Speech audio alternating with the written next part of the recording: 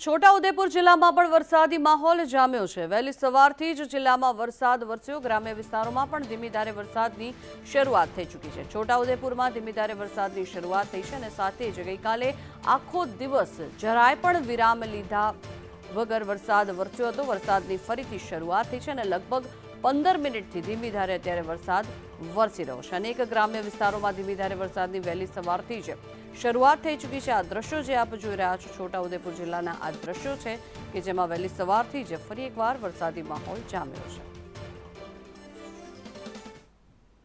દાહોદ જિલ્લામાં પણ વરસાદી માહોલ જોવા મળી રહ્યો છે। જાલોદ અને ફતેપુરા લીંબડીમાં પણ વરસાદ વરસી રહ્યો છે। મોડી રાત્રે ભારે પવન સાથે વરસાદ ખાબક્યો હતો। ફતેપુરામાં રસ્તાઓ પર પાણી ફરી વળ્યા છે। વરસાદના કારણે થઈને અનેક રોડ રસ્તાઓ પાણી થઈ ગયા છે। જાલોદ અને ફતેપુરા અનેક જે ગ્રામ્ય વિસ્તારો છે તેમાં પણ વરસાદી માહોલ જામ્યો છે। મોડી રાત્રે ભારે પવન સાથે વરસાદ ખાબક્યો હતો। ફતેપુરાના જે રસ્તાઓ છે તેમાં પણ પાણી ભરાઈ જવાના દ્રશ્યો સામે આવી રહ્યા છે।